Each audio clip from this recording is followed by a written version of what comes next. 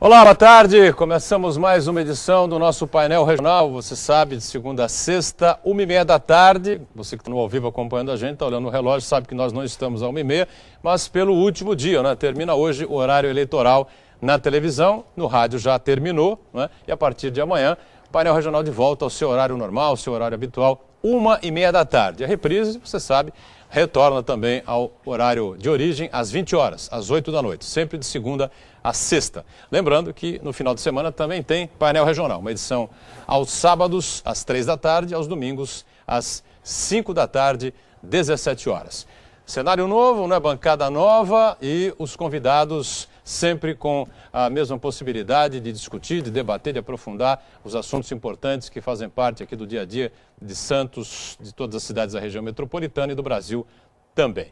Nessa edição, com prazer aqui à minha direita, a gente já tem aqui o nosso Heraldo José dos Santos, companheiro, jornalista, advogado, a cientista política Olívia Pérez também participando desta edição.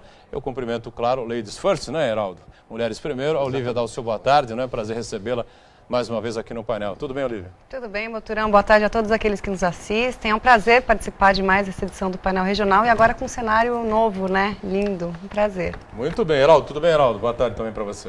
Tudo bom, Moturão? Boa tarde aos telespectadores e aos demais integrantes da bancada, cuja apresentação fica com o nosso âncora, Edgar Moturão. Perfeito. Obrigado, Heraldo. Obrigado, Olívia, por estarem com a gente. Aqui ao meu lado esquerdo, o secretário de gestão aqui da cidade de Santos, o secretário Fábio Ferraz, ao lado do nosso Marco Santana, companheiro, jornalista, editor adjunto do Jornal da Orla. Olá, Fábio. Obrigado pela presença. Tudo bem, secretário? Boa tarde, Moturão. Companheiros aqui de bancada, telespectadores, eu que agradeço o convite e estamos à disposição. Marcos Santana, tudo bem, Santana? Prazer tê-lo de volta aqui ao painel. Tudo bem, cumprimento você, Edgar, pelo novo cenário. Obrigado. É mais uma demonstração de que o painel regional se consolidou como uma referência no debate dos temas políticos, temas que afligem diretamente a vida da população da Baixada Santista. Uma boa tarde a quem nos acompanha ao vivo e boa noite a quem nos acompanha pela reprise. 3014-5281, telefone para você entrar em contato com a gente, participar conosco, não é? Enviar o seu comentário, a sua opinião, participar ativamente aqui do painel regional, pelas redes sociais facebook.com/painel regional também à sua disposição. Você compartilha com a gente, não é? Envia aí a sua mensagem, a gente fica sempre muito satisfeito com a sua participação. Sempre online pelo site da TV Santa Cecília, Santa Portal, você clica lá no ícone painel regional e acompanha a gente em tempo real. E o programa encerrado, você sabe, ele vai para o YouTube, você revê os trechos que julgar mais interessantes ou, se preferir, o programa por inteiro. Nossos parceiros do dia a dia, né? Como sempre, a gente destaca aqui, na minha mão, o painel, nessa aqui, que eu vou, tá certo? Vou aqui com o Léo, né? Muito bem. Destacando aqui a manchete do Jornal da Orla, em edição tabloide nesta quinta-feira, Toque da Vida, referente, evidentemente, ao Outubro Rosa, que a gente já tem aqui pela cidade de Santos, não é? E eu vou repassar aqui à minha direita a Olívia, recebe aqui uma edição do Jornal da Orla, junto ao Heraldo também, e o Fábio Ferraz, o secretário Fábio recebe, e o Marco Santana também confere se está tudo certinho como foi programado. Outubro Rosa, é isso, Santana, a capa? É, exatamente. Chamar a atenção para um tema muito importante, que não atinge apenas a mulher, mas também toda a família, sua relação de amizades. Destacando a importância de fazer a detecção precoce do câncer de mama através do próprio exame pessoal, do toque, a realização da mamografia e também conscientizar as mulheres a incorporação de hábitos saudáveis à sua vida, porque a gente sabe que o fumo, os hábitos alimentares, o sedentarismo, uma série de fatores interferem diretamente na ocorrência de câncer. Perfeito. E na sequência a gente confirma aqui, confere sempre também, destaca aqui o nosso parceiro do dia a dia, que é o DL, né? O Diário do Litoral, trazendo nessa edição, na capa, traçado do túnel não será alterado, afirma secretário. Ao Diário do Litoral, Clodoaldo Pelicione diz que 71 imóveis vão ser desapropriados, não é? A Olívia recebe aqui, por favor, a edição do DL e passa ao Heraldo, e o nosso secretário Fábio também recebe aqui, passa lá o Marcos Santana. E entre esses temas todos, antes de mais nada, eu queria agradecer ao DL, né, mais uma vez, nosso parceiro do dia a dia, que destacou, não é, Heraldo? Isso. Uma matéria interessante, né, passada aqui com foto e tudo, pela inauguração ontem com a presença, o Heraldo esteve conosco também, né? O Manuel Rogério, nosso comentarista habitual, vereador Banha do PMDB, e o advogado e articulista, Página sempre deputado, 6. Vicente Cassione, está aqui na página 6, né? Isso. Página 6, com foto e tudo aqui, uma matéria interessante, fazendo aqui a relação com a nossa mudança de cara, não é? Mudança de cenário, de bancada, enfim.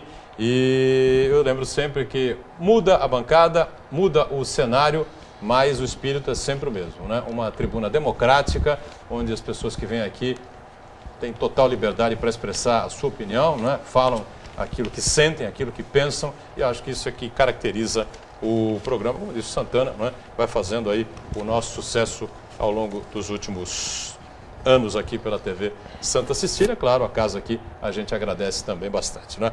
Ô, secretário, eu queria pegar então a manchete aqui do DL, né? O traçado do túnel não será alterado, né? Afirmou o secretário de Estado Clodoaldo Pelicione.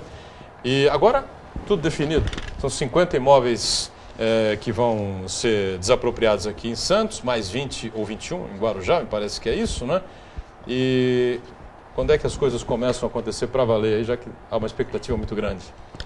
Bom, olha, esse é um tema importantíssimo, né? É evidente que a população em geral, ela tem um pouco de uma expectativa, na verdade, muito grande na questão do túnel, mas também um pouco de receio. Afinal de contas, a gente fala aqui de um projeto que foi intitulado lá por Prestes Maia em 1929, ou seja, é um projeto antigo, uma discussão antiga que a gente tem na região. Mas o que tem de fato, o que é importante? Etapas fundamentais já foram superadas. Então já temos a disponibilidade de recursos que já foram empenhados e que estão aí com todas as linhas de financiamento, todas aprovadas. Um outro ponto muito importante, a questão ambiental, EMA-RIMA já superada, enfim, toda essa questão que é burocrática, que às vezes é cansativa e que os poderes públicos às vezes empenham e investem muito tempo para superá-las, superada. Agora, no dia 26 de outubro, já edital lançado, abertura dos envelopes, ou seja, as empresas, já teremos conhecimento, no dia 26, teremos conhecimento das empresas que já terão a oportunidade de dar início às obras. Caminhando tudo bem, que é o que se espera e evidentemente é o que a gente planeja, é o que a gente anseia, a gente tem início de obra no final desse ano, começo do ano que vem. Então, ou seja, já é algo concreto. Eu sempre não canso de repetir, né? A turma sempre teve um pouco de aflição quanto a esses temas de mobilidade. O VLT, por exemplo, estava lá, olha, isso não vai sair, isso não vai acontecer. O VLT já estará em operação agora em março do ano que vem. As obras vêm aí em ritmo acelerado já em São Vicente, em Santos agora também entrando num ritmo mais acelerado. Enfim, e teremos isso já consagrado. Túnel segue a mesma linha. Claro, o período de obras para o túnel, só para o telespectador ter a ideia, se espera 4 anos de obra. É uma obra realmente mais pesada, é uma obra mais difícil. Afinal de contas, a gente vai estar fazendo um túnel submerso.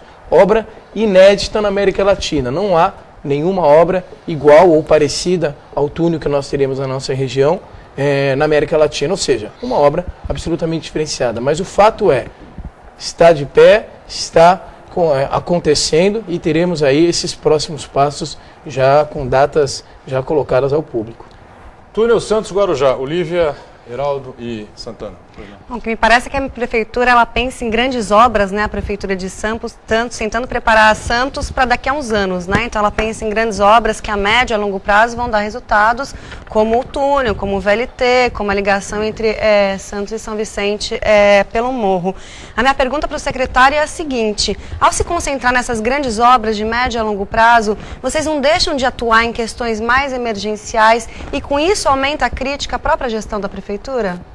Não, Olivia, eu não penso dessa forma. Eu penso que, evidentemente, que nós temos os projetos que nós chamamos de projetos estruturantes, que o próprio nome diz, que visam estruturar melhor não só a cidade como a região.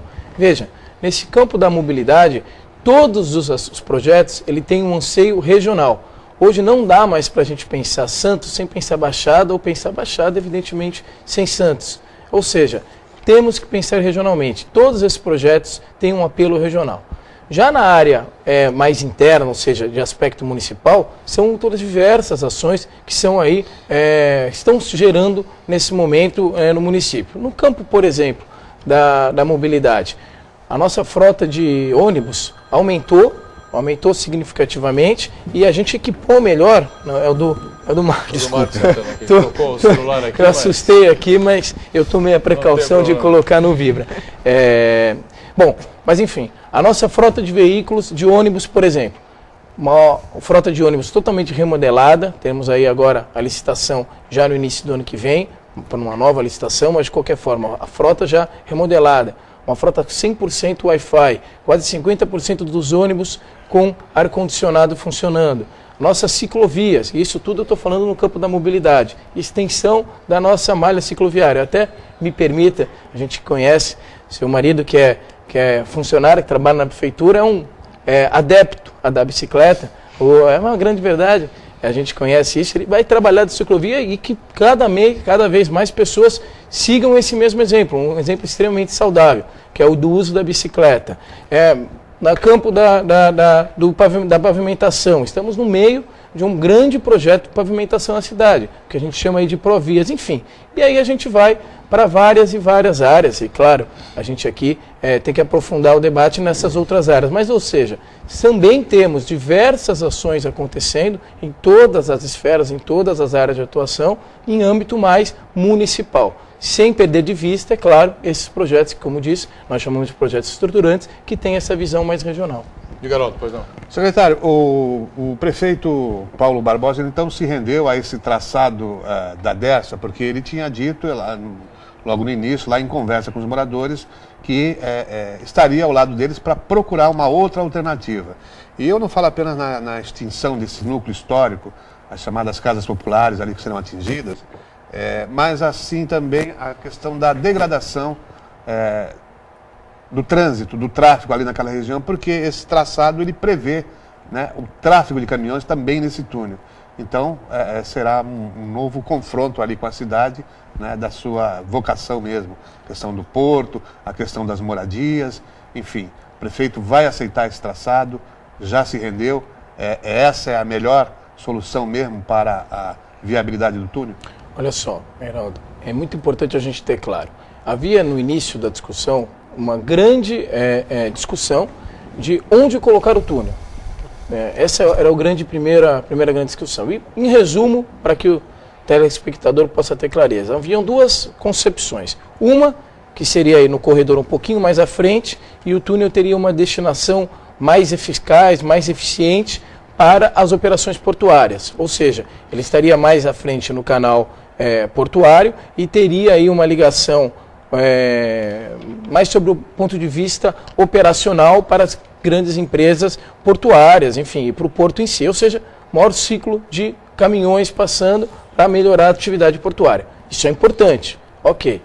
Outra é onde é o traçado atual, a discussão agora, que tem um apelo mais vinculado às pessoas, à mobilidade dos moradores da Baixada Santista e, evidentemente, aqueles que vêm nos visitar, não só na temporada, mas como fora dela. Ou seja, calcado nas pessoas. A opção do governo do estado foi pessoas, a gente melhorar a mobilidade da nossa região. E aí, avançando a discussão, agora vamos medir os impactos. É importante a gente deixar claro, no nosso lado aqui de Santos, a discussão é de desapropriação, uma vez que, de fato, estão ali as casas populares, alguns outros estabelecimentos comerciais, mas, sobretudo, são terrenos já plenamente regularizados, em que as pessoas têm posse e propriedade deles. Já no lado do Guarujá, nós temos alguns terrenos, por isso o menor número de desapropriações, e nós temos algumas famílias que residem na região, porém não têm posse, não têm propriedade de terreno. Então essas famílias também serão deslocadas para um complexo habitacional que irá abrigá-las. Bom, voltando para o lado de Santos, qual foi o compromisso do prefeito Paulo Alexandre Barbosa, junto com os moradores, enfim, com os empresários que têm atividades naquela localidade onde será aí desembocado o túnel? Minimizar ao máximo os impactos. Minimizar os impactos.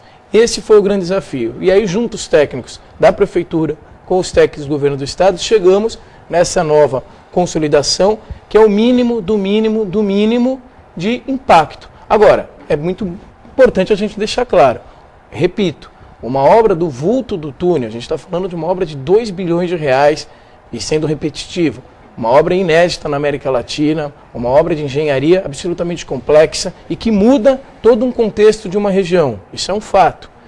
Não tem como não ter impacto. Algum impacto tem que ter. E qual foi a missão do prefeito nesse sentido? Diminuir os impactos. E eu posso ter certeza, eu tenho a plena convicção, o prefeito tem essa certeza de que essa missão foi alcançada. Esses são os impactos mínimos que teremos para a população, principalmente ali da região do Macuco. Santana, pois não, Mário? Bom, acho que é inquestionável a necessidade e a importância de uma ligação seca entre Santos e Guarujá, porque o sistema de balsas já se revelou anacrônico, uma coisa ultrapassada que já não atende às necessidades da região, não só em termos da movimentação de turistas, as pessoas que vão de Santos para Guarujá, para as praias e vice-versa, mas também em termos econômicos, garantir a tal da mobilidade urbana que a gente sempre fala, né?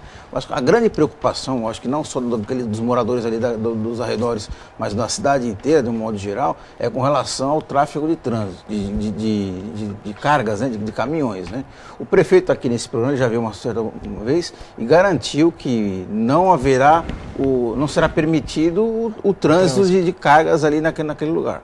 Então a gente espera que o prefeito honre esse compromisso, porque isso daí vai trazer um impacto muito grande, não só para aquela região, mas para a cidade inteira, porque vai ser feito o mecanismo inverso, a lógica inversa do que nós queremos, que é retirar o tráfego pesado da malha urbana da cidade. Olha, Max, eu até me permite, Mutrão, só rapidamente. Eu creio tanto que agora a obra está muito bem encaminhada, que eu já acho que nós, moradores da Baixada não todos, já temos que, de certa forma, pressionar o Estado, a União, sobretudo o Estado, para que nós tenhamos o segundo túnel. E esse sim, o segundo túnel já um pouco mais à frente na Alemanha, porque é uma obra necessária também. E esse sim destinado aos caminhões. Então, esse compromisso do prefeito, isso é muito importante a gente deixar claro, está plenamente consagrado. Não teremos trânsito, tráfego de caminhões no túnel que se avizinha, o túnel que agora já está com o projeto bem consolidado. E por isso que eu faço a brincadeira. Já vale para nós nos organizarmos para reivindicarmos um segundo túnel no futuro. E claro, para que a gente possa ter aí sim o trânsito dos caminhões. Agora Flávio, Turão, a Olívia lembra muito bem de que o prefeito ele vem realizando grandes projetos, né? Vem um adepto de grandes projetos como esse do túnel, o outro túnel na Zona Noroeste, a entrada da cidade, são obras que realmente são necessárias. Eu acho que uma grande obra aí que não aparece muito, mas que é muito importante, é o redesenho do transporte coletivo em Santos, das linhas municipais. Então eu gostaria que o senhor falasse como é que está a situação, o que está sendo pensado aí para estimular as pessoas a aderirem ao transporte coletivo e deixar os carros em casa, e por isso aí vai garantir maior fluidez no trânsito e vai ser benefício para toda a cidade. Posso só deixar essa questão para uma sequência? Eu queria só aproveitar, Santana, a gente volta nesse tema na abertura do segundo bloco, um tema importante, bem lembrado, né? Porque as pessoas tendo um transporte coletivo de qualidade podem muito bem deixar o seu carro em casa e utilizar só no final de semana, se for o necessário. Eu queria abordar esse tema dessas moradias, 50 moradias que vão ser desapropriadas, né? Quem é que vai pilotar essa desapropriação? Para onde é que essas pessoas vão morar? Como é que vai ser feito isso? Para que fique tudo bem esclarecido, né? E as pessoas entendam direitinho como é que vai ser todo esse processo aí. Ótimo. Olha, rapidamente, quem pilota é o governo do Estado, que é de fato o responsável, e é muito importante a gente deixar claro, nesse ponto até tem uma tranquilidade maior, que a lei, isso é uma lei federal de desapropriações, avançou muito no Brasil. Antigamente a gente sabe que eventualmente uma família era desapropriada por alguma razão e demorava a sair alguns anos para que ela recebesse a indenização por conta dessa desapropriação. Como é que funciona hoje, em apertadíssimo resumo? Quem desapropria é realizado um laudo pericial técnico para avaliar o imóvel desapropriado. 80% do valor do imóvel é depositado de pronto. Se a família ou, enfim, o empresário, o proprietário do imóvel concordar com isso, complementa-se os 20% e está liquidado o problema. Caso a família, o proprietário do imóvel não concorde com esse valor, é consignado uma discussão, um litígio, e evidentemente a gente vai para perícias técnicas, para avaliar. Então o proprietário vai dizer, vale um pouquinho mais em relação ao que o laudo anterior foi colocado. Nesse interim, enquanto há essa discussão, o proprietário tem a possibilidade já de levantar o recurso equivalente a esses 80%. Sempre lembrando, as desapropriações serão feitas por valores de mercado, valor de mercado, ou seja, quem irá fazer esse laudo já inicial serão profissionais do mercado imobiliário. Não serão levados em considerações, por exemplo, o valor venal, o valor que é consignado para a prefeitura, que às vezes realmente fica um pouco aquém do mercado. Então, importantíssimo, caso haja diferença entre os valores, 80% do valor já pode ser levantado pelo proprietário do imóvel, o que garante uma boa tranquilidade para que não tenhamos aí nenhum tipo de problema. Restou alguma dúvida aí com relação a esse processo todo que envolve o túnel Santos-Guarujá, pelo menos da parte aqui da Prefeitura de Santos? Não? Eu tenho uma dúvida ainda no sentido da minha primeira pergunta e no sentido do que o Marcos perguntou, né? Eu também ando de bicicleta, acho Santos incrível pela possibilidade da gente andar de bicicleta, né? Tem ciclovia, uma cidade plana. Embora eu acho que tenham problemas na relação do ciclista com o carro, do carro com o ciclista, tem uma falta de respeito mútuo em que o lado mais fraco é sempre mais prejudicado, mas eu também ando de bicicleta porque eu acho o transporte público, o ônibus em Santos, um caos. Eu acho ele caro, cheio e demorado. E nesse sentido eu volto à pergunta do Marcos sobre a questão de repensar esse sistema de forma que ele atenda às necessidades do cidadão. Muito bem, o secretário, como nós vamos fechando aqui esse bloco, né, a gente volta então para o segundo bloco do painel regional com essa questão envolvendo o transporte público de Santos. Perguntas aqui do Marcos Santana e da Olívia, o secretário vai ter tempo suficiente para responder. Antes, uma informação importante da própria Prefeitura, que lançou ontem, quarta-feira, a programação do Outubro Rosa, que inclusive foi capa aqui do Jornal da Orla, Outubro Rosa 2014. E durante todo este mês vai oferecer 2.500 exames de mamografia para as mulheres a partir dos 40 anos, além de diversas atividades voltadas à prevenção do câncer de mama. Além da oferta de exames, das mamografias, a Secretaria de Saúde montou também um tirão em todas as unidades básicas e também da saúde da família, que até o final do mês vão realizar. Bem, retomamos aqui o segundo bloco, nosso painel regional. Você sabe, estamos ao vivo de segunda a sexta, 1h30 da tarde, já a partir de amanhã, né, retomando o horário habitual, com o fim do horário eleitoral na TV e no rádio. Com a reprise às 8 da noite, como você também já se acostumou, e nos finais de semana, sábados às 3 da tarde, domingo às 5 da tarde. Com exceção deste domingo, dia 5, não é? Domingo de eleições gerais em todo o Brasil, a TV Santa Cecília, exatamente às 17 horas, abre um programa especial, não é? Com debates, com entrevistas, não é? Discussões, para a gente aprofundar aí o que foi o dia, não é? Que vai ter ampla cobertura aqui também da emissora, e a votação aqui da cidade de Santos, em toda a região metropolitana, e claro, vamos analisar os números que vão entrar pelo site do TSE, do TRE, enfim, números das pesquisas Ibope, Datafolha, Vox Populi, enfim, a boca de urna, não é, que vai já apontar se teremos segundo turno para a presidência da República, mais provável, para o governo do Estado, por enquanto as pesquisas dizem que não é? E a vaga para o Senado, né, para quem vai, e claro, também tentar, na medida do possível, esclarecer o telespectador sobre a votação dos candidatos enraizados aqui em Santos, São Vicente, Guarujá, Praia Grande, na nossa região metropolitana. Vou estar nessa aí, você viu há pouco a chamada aí, ao lado do Chico Lascala, do Fernando Chagas e também do Humberto Chalub, com a apresentação do nosso Irineu Alves, a partir das 5 da tarde. Você confere então o programa especial de eleições 2014 aqui na TV Santa Cecília. Voltamos aqui com o Heraldo José, aqui à minha direita, com a nossa Olívia Pérez. E aqui à minha esquerda, o secretário de Gestão de Santos, secretário Fábio Ferraz, e o nosso Marcos Santana, que levantou o tema da qualidade do transporte público, de investimentos aqui na cidade, na questão do transporte público. Foi isso, né, Santana? O Olívia completou também, né? Exatamente. Alguém pode achar que eu vou exagerar, mas eu acho que Santos agora, nesse momento, nesse ano que se inicia agora, quando vai ser renovado o contrato de concessão do transporte coletivo, tem uma grande oportunidade de se equiparar às cidades europeias em relação à mobilidade urbana, que são o transporte coletivo.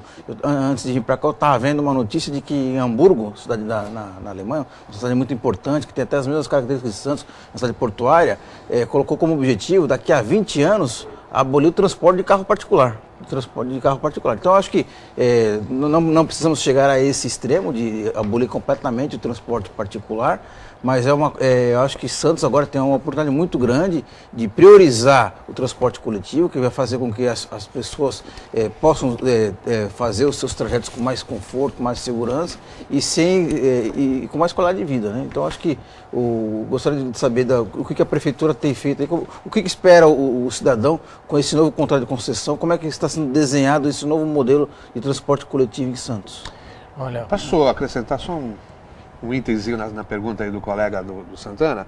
Se a Prefeitura pensa se existe a possibilidade de licitar essas linhas por bloco de linhas, até para fomentar uma concorrência entre essas empresas. Porque essa empresa que detém hoje o contrato, ela, na primeira licitação, ela deveria refazer todo o sistema de ônibus elétricos na cidade, constava do edital, do certame, e isso não foi cumprido e a Prefeitura deixou para lá também. Quer dizer, agora que nessa gestão, na verdade, isso deve ser reconhecido, que houve realmente um aperto, porque ela descumpria diversas cláusulas e prestava um serviço muito aquém do exigido. Então vamos lá, olha, respondendo até inicialmente para ela, não há, pelo menos até o momento, embora seja mais uma ideia, que eu acho que pode ser objeto de debate, mas sinceramente não há ainda essa ideia de dividir por blocos ou por lotes do ponto de vista regional. Que a ideia seria, pelo que eu entendi, dividir lotes dentro da esfera do município. De linhas, exatamente. Bom, podemos estudar, mas realmente, por enquanto, não há nenhum tipo de estudo nesse sentido. Agora, o que nós temos? Eu concordo com o Marcos, eu acho que com todos aqui. Realmente, a gente tem que avançar para que tenhamos a mobilidade urbana como exemplos de cidades europeias, que já avançaram bastante nesse sentido. Nossa cidade tem toda possibilidade disso. Então, qual que é a lógica? Primeiro, evidentemente, fazer que o contrato, até mais que seja cumprido, o contrato da concessionária de serviço público, mas que também garanta a possibilidade de que ainda sejam feitos outros investimentos. Exemplos. O que é importante? Qualquer sistema de transporte público, ele precisa ser, primeiro de tudo, confiável. A pessoa tem que sim saber que ela vai sair de um lugar e chegar ao seu destino num prazo que ela sabe exatamente ou aproximadamente qual o tempo que ela vai demorar para que isso aconteça. Por isso, o metrô é o mais exitoso. Quando você pega o metrô, você sabe exatamente quando que você vai sair na próxima estação.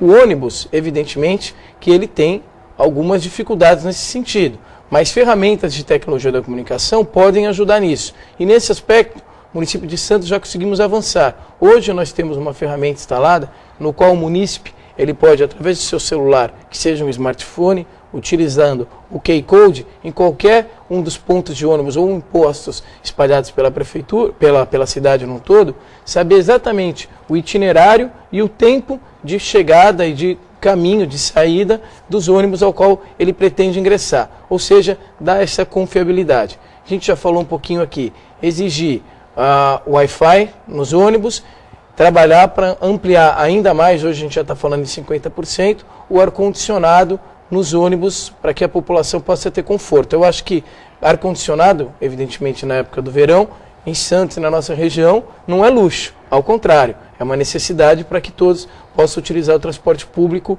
de forma que seja realmente estimulada. O que é fundamental? Com o VLT, nós teremos o grande desafio da integração.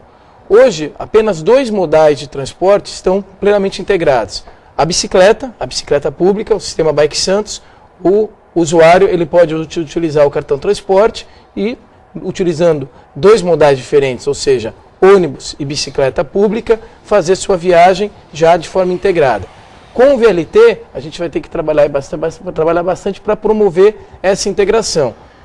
O usuário vai poder utilizar o VLT e o ônibus utilizando o mesmo sistema, por exemplo. Avançar ainda mais na questão da catraca, DERSA, para que a gente possa possibilitar o transporte integrado também na travessia com o Guarujá, enfim, continuar trabalhando nesse sentido. Eu penso o seguinte, em resumo, mobilidade quer dizer qualidade de vida. Eu acho que não tem local no mundo que não venceu a questão da mobilidade e que não trouxe realmente aí, que isso não transvertiu em qualidade de vida direta da população. Se a gente conseguir, e como a gente tem de fato a intenção de resolver esse grande problema que é a mobilidade interna dentro da cidade, bem como regional, na Baixada num todo, a gente vai conseguir realmente melhorar a qualidade de vida da população.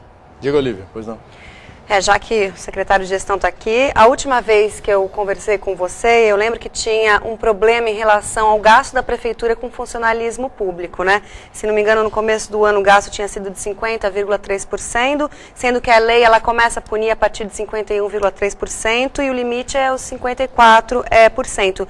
Também lembro que saiu um estudo que dizia que o número de funcionários habitantes de Santos era muito alto, era o dobro de cidades como Campinas e São José dos Campos. Eu queria saber como é que está esse gasto em relação ao funcionalismo público hoje em dia, se há uma possibilidade, se há algum projeto ou para enxugar o número de funcionários públicos ou para ampliar a arrecadação. Olha, para ampliar a arrecadação, sem dúvida. Hoje, só para que o telespectador possa ter uma ideia, até 2006, a maior fonte de arrecadação da cidade de Santos era IPTU.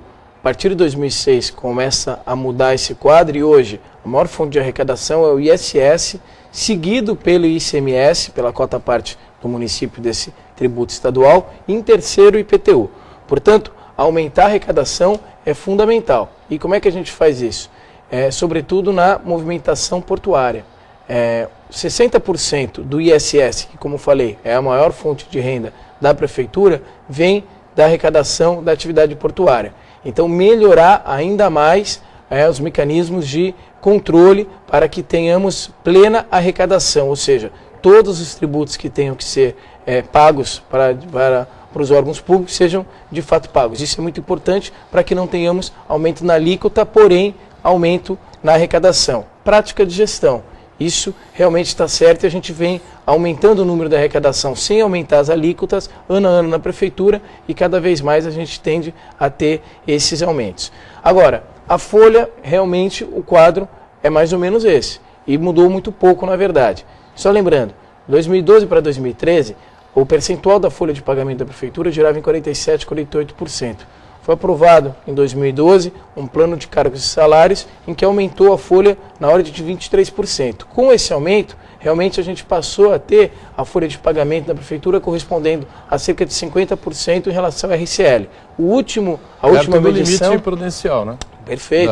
Lei de responsabilidade, né? A lei de responsabilidade fiscal, ela fala em 51,3, como o Olívia já antecipou. Perto como não, um limite... desculpa, encostado. Encostado, coladinho. Como um limite prudencial e 54 como um limite fatal. O que nós temos? Nós temos que trabalhar sim para que possamos diminuir as reposições dos quadros da prefeitura. Veja, diminuir a reposição não significa diminuir drasticamente o quantitativo de servidores. Não é essa a intenção. Hoje nós temos 11.700 servidores na administração direta, o que corresponde a esses valores e que gera esses valores de folha. Práticas de gestão também são formas de alcançar esse objetivo. Por exemplo, acabamos de assinar um contrato que eu acho isso muito importante, fundamental para não dizer, com uma empresa, para que nós possamos instituir no âmbito da prefeitura o que nós chamamos de processos digitais. O que é isso? Só para o telespectador ter uma ideia, os processos na prefeitura são aqueles processos tradicionais. Calhamaço de papel, pessoal assina, carimba, manda para o próximo.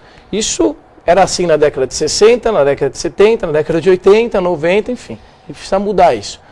O Poder Judiciário já conseguiu avançar bastante nesse tema e hoje os processos já são digitalizados, o que gera diminuição no gasto. Só para ter uma ideia, a gente fez uma estimativa, a gente com esse projeto pretende economizar cerca de R$500 mil ano só em papel e insumos para que os processos existam. E fatalmente, eu diminuindo o número de processos físicos e fazendo com que os processos passem a ser plenamente digitais, eu também diminuo gradativamente a necessidade de servidores, uma vez que os processos têm uma outra otimização. Ou seja, melhoria na entrega do produto, diminuição de tempo de processos e racionamento de despesas, contando com colaboração menor de servidores dentro do quadro.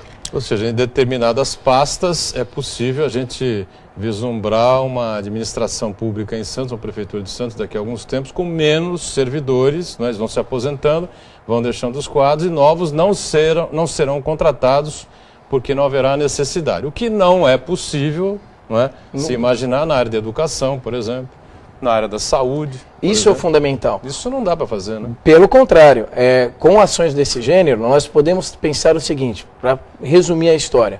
Hoje, qualquer órgão público, e a Prefeitura de Santos não foge dessa regra, investe, gasta muito para poder atender ela mesma. Ou seja, o meio, a gestão, as finanças, enfim, os órgãos meios da Prefeitura. Com esses incrementos de ferramentas de tecnologia da informação, nós diminuímos os investimentos em RH e insumos mesmo no meio para poder investir mais na ponta, para ter mais professor, para ter mais médico, mais assistente social, enfim, aqueles profissionais que vão se ater na ponta. Secretário, nós estamos falando aqui sobre aumentar a arrecadação. Logicamente também a prefeitura também tem a receber, tem muita coisa inscrita na dívida ativa que a prefeitura tem para receber. O senhor tem ideia de qual o montante disso que tem para receber e o que está sendo feito para recuperar esses recursos que deixaram de ser pagos, não à prefeitura, ao cidadão, né?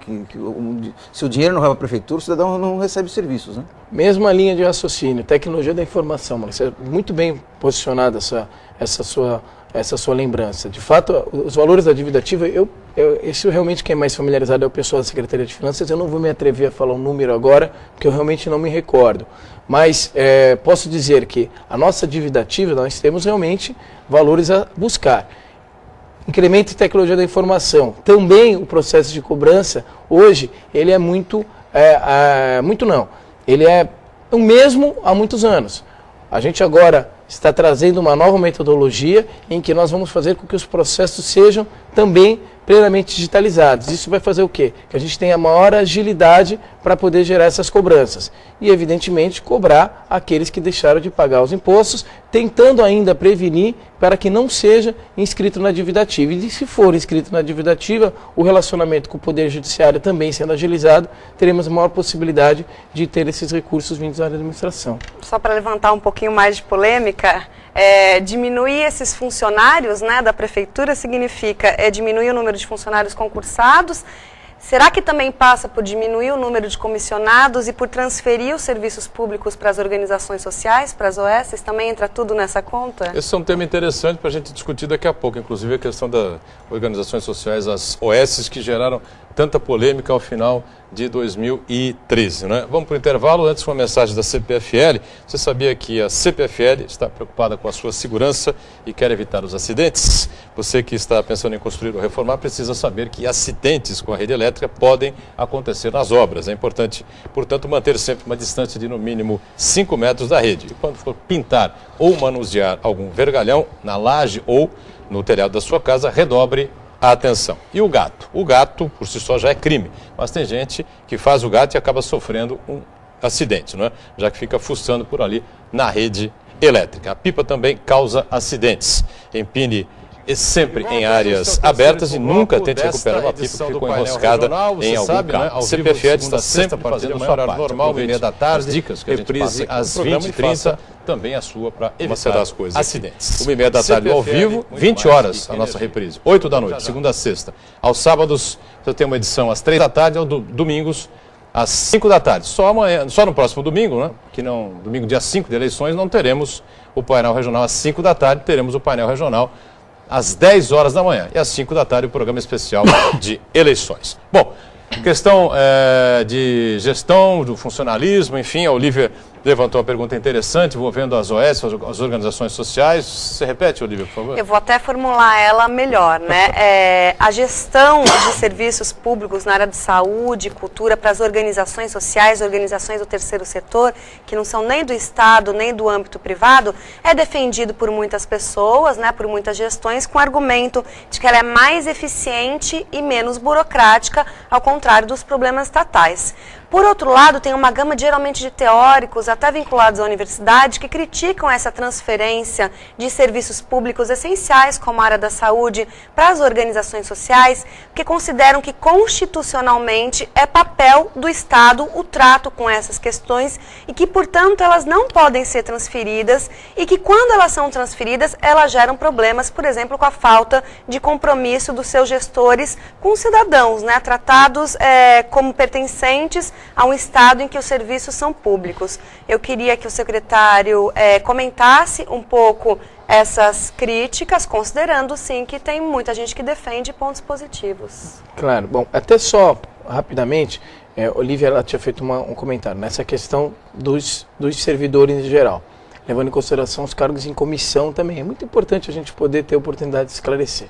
A Prefeitura de Santos, como eu disse, acabei de dizer, nós temos aí 11.700, quase 11.800 servidores. Desse total, são 307 cargos em comissão. Ou seja, a Prefeitura ela tem, comparado a outras administrações e comparadas ao total de servidores, um número baixo, comparado a outras instituições públicas, de cargos em comissão.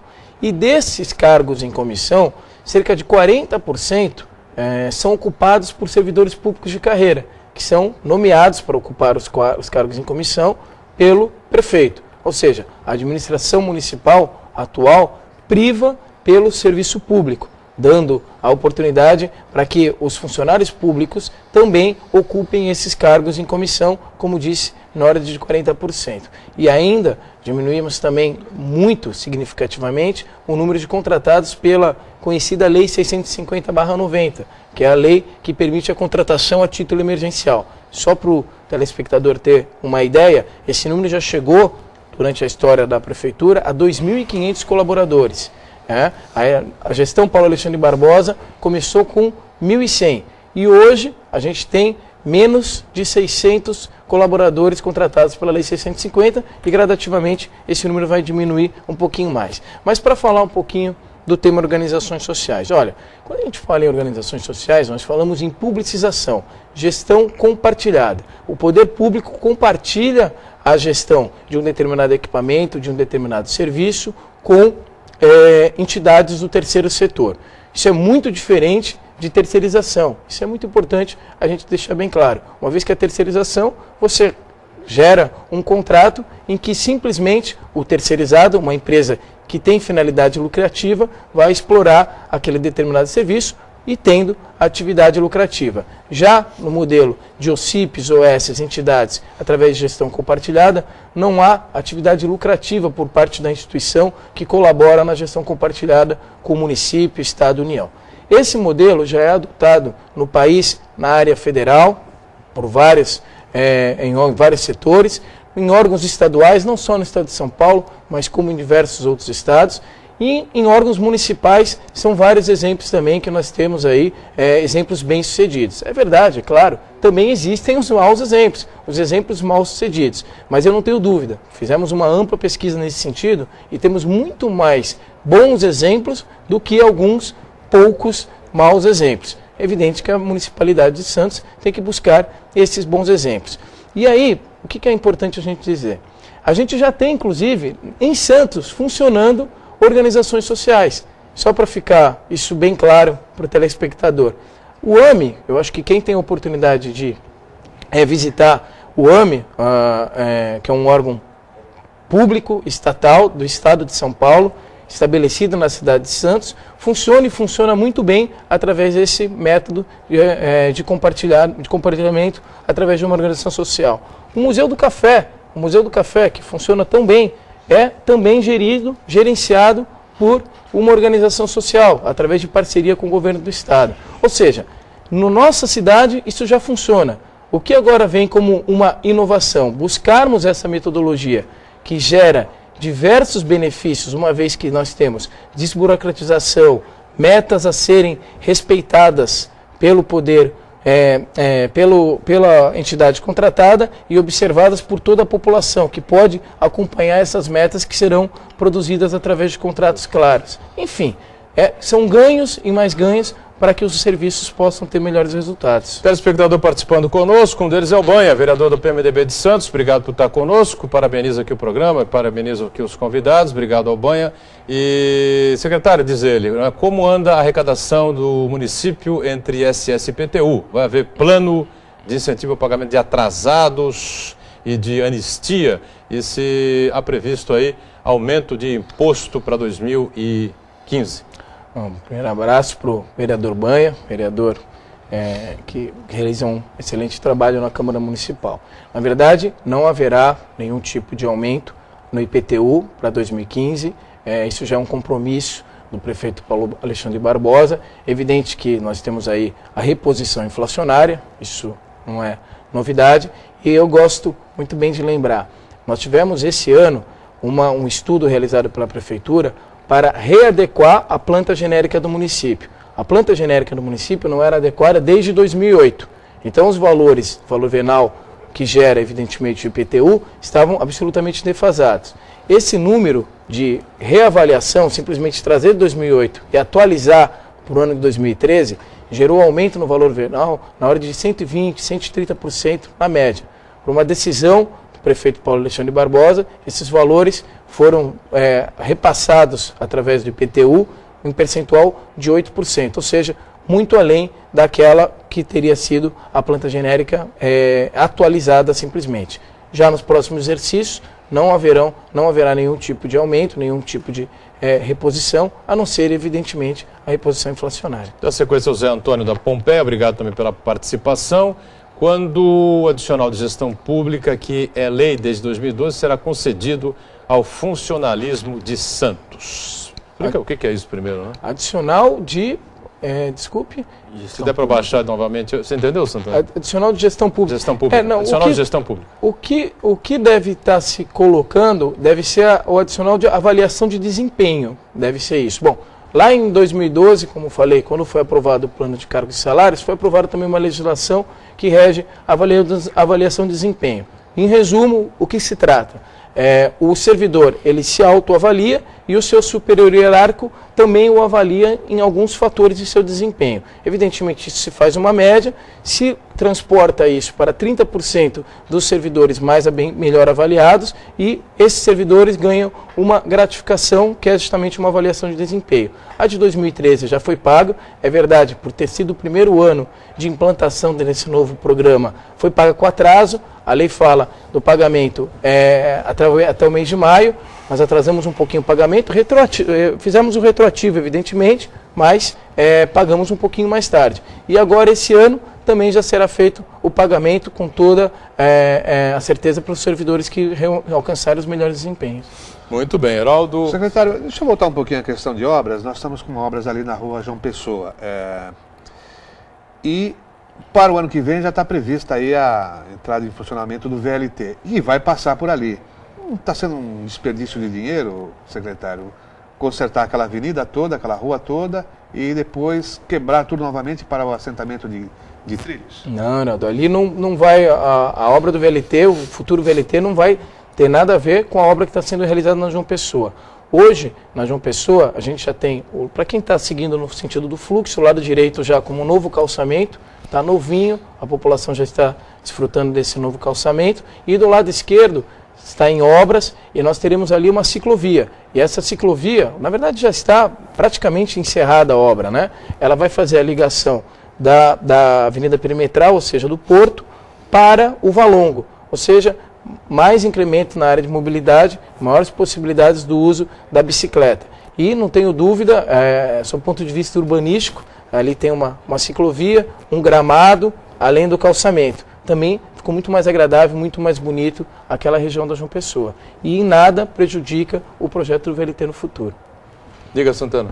A Olivia lembrou muito bem a questão das OS, prestação de serviços públicos para a população. Eu acho que para o cidadão o que interessa é a qualidade do atendimento, se as suas necessidades vão ser atendidas. Então eu gostaria de saber de que maneira a Prefeitura vai acompanhar a qualidade desse serviço oferecido à população e os mecanismos de controle, de fiscalização do atendimento em si para a população. Concordo com você, Marcos. Olha, o que a população quer é realmente a melhoria do serviço na ponta. Evidentemente, resguardando, nosso ponto de vista, todos os direitos e garantias dos nossos servidores públicos. Então, como é que funciona aqui? São contratos de gestão. O contrato de gestão, eu estipulo indicadores e metas claras e objetivas a serem cumpridas. Esses indicadores e metas serão públicos. Toda a população poderá acompanhar. E veja, é curioso isso, quando a gente fala dessas informações públicas, leis de transparência, há algumas situações que nos chamam a atenção. Recentemente a gente tinha lá uma discussão grande, olha, vamos colocar o salário dos funcionários públicos na internet para que todos tenham conhecimento. E aí tem muita gente na prefeitura que falava, isso é loucura, isso vai dar um problemão, o pessoal vai reclamar, vai chiar, não sei o que lá. Discutimos, chamamos os sindicatos, conversamos com o pessoal, tomamos a decisão. Colocamos todos os informes de rendimento de todos os servidores para que qualquer um possa ter pleno conhecimento na internet. Sabe o que aconteceu? Nada. Ninguém reclamou, não teve briga, pelo contrário. Qualquer munícipe de Santos hoje tem a possibilidade de acompanhar isso pela internet. Os contratos de gestão, a mesma coisa, clareza, transparência, colocar as metas, colocar os indicadores para que toda a população possa acompanhar e sim cobrar a municipalidade para que a gente tenha os contratos de gestão plenamente cumpridos. Deixa eu só registrar o Silvio do Rio Branco, participa com a gente mais uma vez, parabeniza aqui pelo novo cenário, a gente agradece, um abraço ao Silvio, não é? Parabeniza os convidados, pergunta por que não está sendo veiculado nos jornais e TV que domingo a lei seca. Isso saiu publicado que está liberado. Qual é a verdade sobre isso? Você sabe, Heraldo? A lei seca já caiu. Não tem mais, né? Não tem mais. Dia da eleição o cara pode beber à vontade? Eu creio que a população já está conscientizada, né, de que não cometerá excessos. Já faz um tempinho que não temos mais a lei seca. Perfeito, então está respondido aí. O Wellington do Soboa diz assim, convidados, Dilma veio esta semana, veio ontem, né? A Santos, anteontem, né? A Santos, e disse que a verba do VLT veio do governo federal. De quem a verba foi enviada pelo governo federal ou governo estadual? O secretário sabe? Não pode explicar. Olha, claro, boa parte do governo federal, boa parte do governo estadual. E diga-se, é fundamental isso. O prefeito Paulo Alexandre tem a limitação clara de investimentos do cofre municipal. Qual que é a missão do prefeito e o que ele tem feito muito? Tem ido a Brasília, tem ido ao governo do estado, tem ido buscar as linhas de financiamento para que a gente possa colocar todos os projetos em prática. Veja, o gestor público que se preocupa com bandeiras políticas partidárias durante sua administração está fadado ao insucesso. O prefeito não tem nenhum tipo de problemas quanto a isso. Ele vai buscar o governo federal e, evidentemente, nós temos algumas respostas positivas vindas do governo federal também. Olívia, última pergunta é sua, pois não? É rápido. Agora que tocaram no tema eleições, né, as pesquisas aí para a presidência, elas apontam que provavelmente quem vai ao segundo turno é a Marina e a Dilma. Com a Aécio, caso ele não vá para o segundo turno, que tudo vem apontando fora da jogada, fica evidente a necessidade de renovação no PSDB. O Alckmin já tentou, não conseguiu, o Serra já tentou, ele não conseguiu. Você, secretário, seria um desses novos nomes? Você tem pretensões aí de cargos no Executivo? 30 segundinhos. Olívia, primeiro que a pesquisa indica um X, hein? Então, uma caída de um candidato e uma subida do outro. Então vamos aguardar para que a gente tenha a confirmação aí de quem irá para o segundo turno, que me parece que o segundo turno já é das cartas marcadas. Mas respondendo diretamente, não tenho pretensões aí. Eu sou um técnico, minha formação, eu sou formado em Direito, fiz mestrado em Gestão de Políticas Públicas e gosto muito de colaborar nas administrações públicas na área na área de gestão. Fábio Ferraz, secretário de Gestão aqui de Santos, obrigado pela participação, pelos esclarecimentos. Até uma próxima. O Santana aqui, Marcos Santana, Jornal da Orla, nosso companheiro também mais uma vez conosco. Obrigado também, Olívia Pérez, obrigado ao Heraldo e a você que acompanhou. Obrigado. Sempre segunda a sexta, 1h30 da tarde, reprise 8 da noite, o painel regional. Sábados, 3 da tarde, domingos, 5 da tarde, com exceção deste. Mais uma vez a gente repete, 5 da tarde, vamos ter aqui uma programação especial da TV Santa Cecília sobre eleições 2014. Obrigado. Tchau.